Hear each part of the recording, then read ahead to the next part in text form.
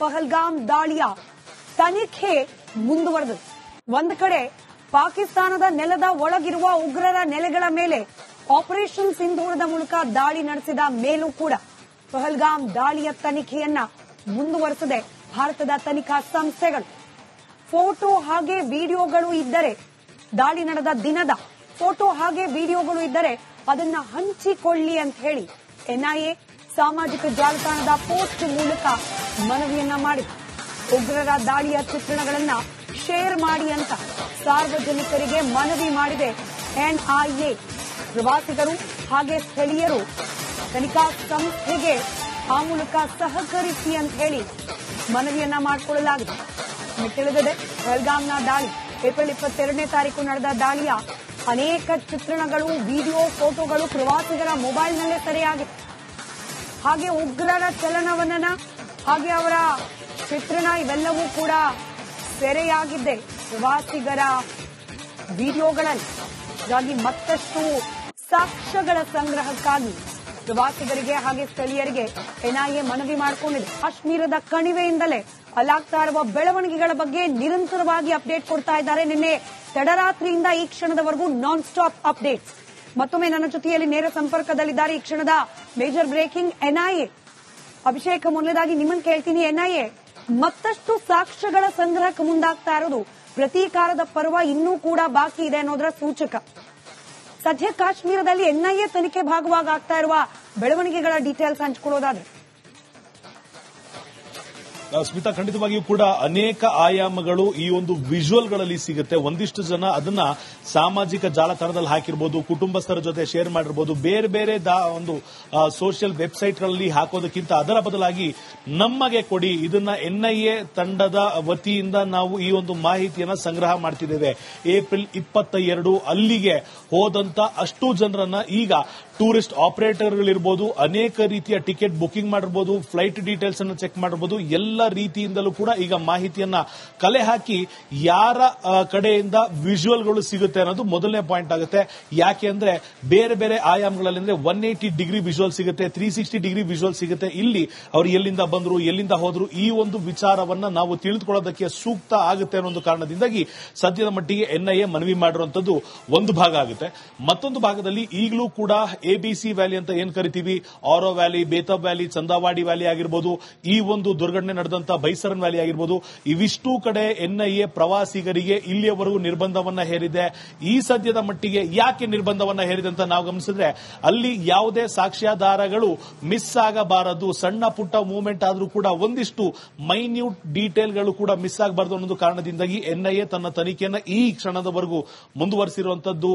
ಭಾರತ ದಾಳಿ ಮಾಡಿರಬಹುದು, ಅಲ್ಲಿ ಒಂದಿಷ್ಟು 9 ಸ್ಥಳಗಳಲ್ಲಿ ದಾಳಿ ಮಾಡಿ ಅಲ್ಲಿ ಉಗ್ರರನ್ನ ಸಾಯಿಸಿರಬಹುದು. ಆದ್ರೆ ಮಾಹಿತಿಯನ್ನ ಕಲೆ ಹಾಕಬೇಕು, ಸಂಗ್ರಹಿಸಬೇಕು, ಸೂಕ್ಷ್ಮಾತಿ ಸೂಕ್ಷ್ಮ ದಾಖಲೆಗಳನ್ನು ಕೂಡ ನಾವು ಮಿಸ್ ಮಾಡಬಾರದು ಅನ್ನೋದು ಕಾರಣದಿಂದಾಗಿ ಎನ್ಐಎ ಈ ಒಂದು ಕ್ರಮಕ್ಕೆ ಮುಂದಾಗಿರುವಂತದ್ದು. ನೇರವಾಗಿ ಸಾಮಾಜಿಕ ಜಾಲತಾಣದಲ್ಲಿ ಹಾಕೋದಕ್ಕೂ ಅದರ ಜೊತೆಗೆ ನಮಗೂ ಕೊಡಿ, ನಮ್ಮ ವಿಚಾರಣೆಗೆ, ನಮ್ಮ ತನಿಖೆಗೆ ಸಹಾಯ ಆಗುತ್ತೆ ಅನ್ನೋದು ಎನ್ಐಎನ ವಾದ ಆಗಿರುವಂತದ್ದು. ಸ್ಮಿತಾ, ರೈಟ್. ಇನ್ನು ರಂಜಿತ್ ಶಿರಿಯಾರ್ ಕೂಡ ನನ್ನ ಜೊತೆಯಲ್ಲಿ ಸಂಪರ್ಕದಲ್ಲಿದ್ದಾರೆ ನೇರವಾಗಿ ಕಾಶ್ಮೀರದಿಂದಲೇ. ರಂಜಿತ್, ಸತತವಾಗಿ 2 ವಾರಗಳ ಕಾಲ ನೀವು ಕಾಶ್ಮೀರದಲ್ಲಿದ್ದೀರಿ, ಕಾಶ್ಮೀರದಲ್ಲಿ ಆಗ್ತಕ್ಕಂಥ ಭದ್ರತಾ ವ್ಯವಸ್ಥೆಗಳನ್ನ ಗಮನಿಸಿದ್ದೀರಿ. ಈ ಅಟ್ಯಾಕ್ ಆದ ನಂತರದಲ್ಲಿ, ಭಾರತದಿಂದ ಆಪರೇಷನ್ ಸಿಂಧೂರ ಆದ ನಂತರದಲ್ಲಿ ಕಾಶ್ಮೀರದ ಚಿತ್ರಣ ಬದಲಾವಣೆ ಏನಾದರೂ ಆಗಿದೆಯಾ? ಬದಲಾವಣೆ ಆಗಿದ್ದಾದ್ರೆ ಯಾವ ರೀತಿ? ನೀವು ಗಮನಿಸಿದ್ದೇನು ಭದ್ರತಾ ವ್ಯವಸ್ಥೆ ದೃಷ್ಟಿಯಲ್ಲಿ ಹಾಗೆ ನಾಗರಿಕರ ಮನಸ್ಥಿತಿ ವಿಚಾರದಲ್ಲಿ?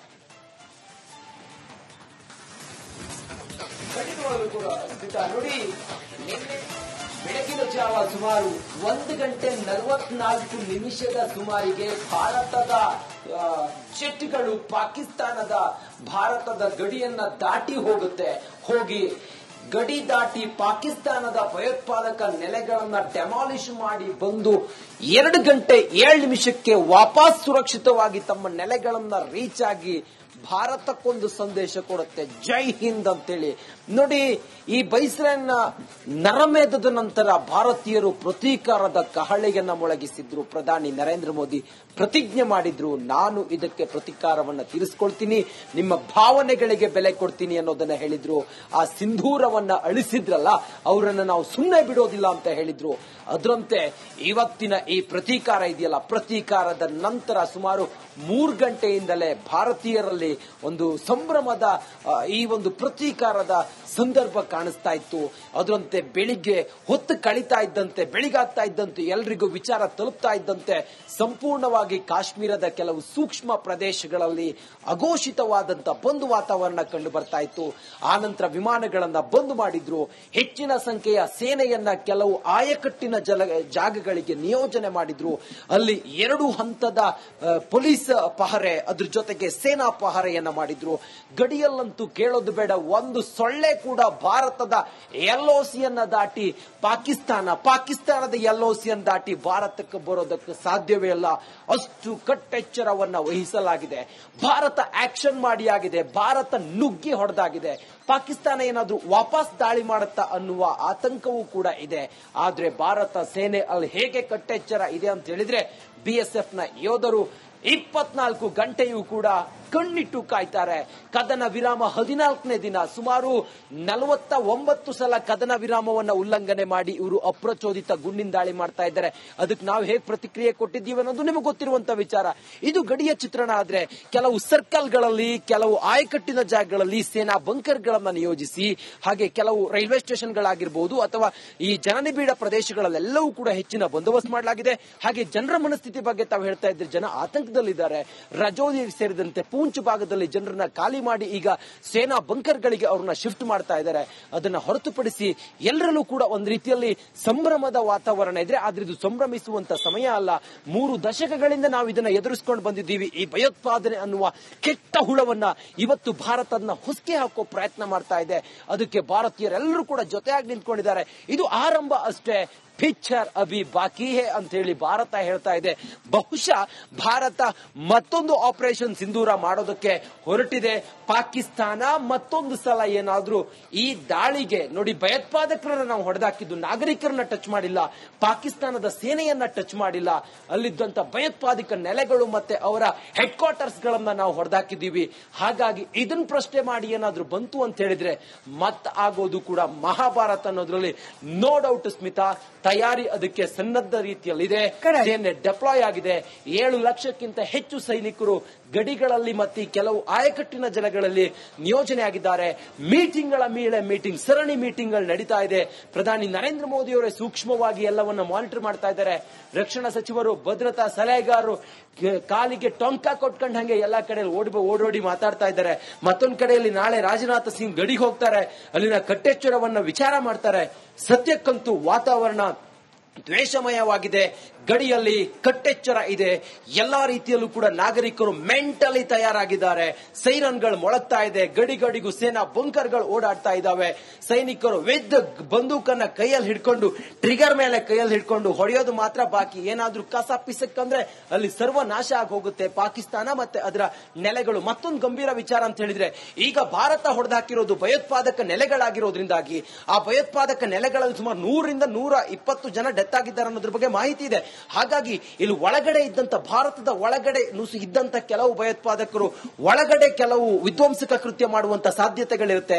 ಹಾಗಾಗಿ ತಪಾಸಣೆ ಚೆಕ್ ಪೋಸ್ಟ್ ಗಳೆಲ್ಲವೂ ಕೂಡ ಹೆಚ್ಚಿನ ಸಂಖ್ಯೆಯಲ್ಲಿ ಈಗ ಆಗಿದೆ. ಕಣ್ಣಿಟ್ಟಿದ್ದಾರೆ. ಕಟ್ಟೆಚ್ಚರ ಇದೆ. ಭಾರತ ಇದನ್ನ ಇಲ್ಲಿಗೆ ನಿಲ್ಲಿಸೋದಿಲ್ಲ. ಭಾರತ ಮುಂದುವರಿಸುತ್ತೆ. ಪಾಕಿಸ್ತಾನವನ್ನ ಮಗ್ಗಲು ಮುಳ್ಳಾಗಿ ಈ ಭಾರತ ಕಾಡುತ್ತೆ. ಭಯೋತ್ಪಾದನೆ ವಿಚಾರದಲ್ಲಿ 3 ದಶಕಗಳಿಂದ ನಾವು ಎದುರಿಸ್ತಾ ಇರುವಂತ ಈ ಕರಾಳ ಪಾಕಿಸ್ತಾನದ ಈ ವಿಧ್ವಂಸತೆಯನ್ನ ಭಾರತ ನಿರ್ಮೂಲನೆ ಮಾಡೋದ್ರಲ್ಲಿ no doubt. Smita, right. Anyway, Ranjat ಹಾಗೆ ಅಭಿಷೇಕ್, ನೋಡಿ, ನಾವು ಅಂದ್ರೆ ಸಾಮಾನ್ಯ ನಾಗರಿಕರು ನಾವು ಬಾರ್ಡರ್ಗೆ ಹೋಗಿ ಯುದ್ಧ ಮಾಡಬೇಕು ಅಂತೇನಿಲ್ಲ. ಭಾರತ ಸರ್ಕಾರ ಹಾಗೆ ಸೇನಾಪಡೆ ಕೈಗೊಳ್ತಾ ಇರುವ ಕಾರ್ಯಕ್ಕೆ ನಮ್ಮ ಕೈಲಾದ ಸಹಾಯ ಏನು ಅಂದ್ರೆ, ನಾವ್ ಇರೋ ಜಾಗದಲ್ಲಿ ನಮ್ಮ ವೃತ್ತಿ ಧರ್ಮವನ್ನ ಭಾರತದ ಹಿತದೃಷ್ಟಿಯಿಂದ ಕಾಪಾಡೋದು. ಆಸ್ ಅ ಜರ್ನಲಿಸ್ಟ್, ಪತ್ರಕರ್ತರಾಗಿ ಪತ್ರಿಕಾ ಧರ್ಮವನ್ನ ಹಾಗೆ ಯಾವ ಮಾಹಿತಿಯನ್ನ ಎಷ್ಟು ಮಾತ್ರಕ್ಕೆ ರೀಚ್ ಮಾಡಬೇಕು ಜನರಿಗೆ, ಸೇನೆಯ ಸುರಕ್ಷತೆಯನ್ನ ಕೂಡ ಗಮನದಲ್ಲಿಟ್ಕೊಂಡು ನೀವಿಬ್ರು ಕೂಡ ತಲುಪಿಸ್ತಾ ಇದ್ದೀರಿ. ರಿಪಬ್ಲಿಕ್ ಕನ್ನಡ ನಿಮ್ಮಿಬ್ಬರ ಕಾರ್ಯದ ಬಗ್ಗೆ ಬಹಳ ಹೆಮ್ಮೆ ಇದೆ. ಹಾಗೆ ಬಹುಶಃ ನಮ್ಮ ವೀಕ್ಷಕರು ಕೂಡ ನಿಮಗೆ ಧನ್ಯವಾದ ತಿಳಿಸ್ತಾ ಇರ್ತಾರೆ. ಯಾಕಂದ್ರೆ ಕರ್ನಾಟಕದ ಏಕೈಕ ಚಾನೆಲ್ ಈ ಪಹಲ್ಗಾಮ್ನ ದಾಳಿಗೆ ಪ್ರತೀಕಾರವಾಗಿ ಆಪರೇಷನ್ ಸಿಂಧೂರ ಆದ ನಂತರದಲ್ಲೂ ಕೂಡ ಭಾರತದ ಗಡಿ ಭಾಗದಲ್ಲಿ ನಿಂತು ಲೈವ್ ವರದಿಗಾರಿಕೆಯನ್ನ ಮಾಡ್ತಿರೋದು. ಸೊ ಹ್ಯಾಟ್ಸ್ ಆಫ್ ಅಭಿಷೇಕ್ ಹಾಗೆ ರಂಜಿತ್ ಇಬ್ಬರಿಗೂ ಕೂಡ ಧನ್ಯವಾದ ಈ ಕ್ಷಣದ ಅಪ್ಡೇಟ್ಗಾಗಿ.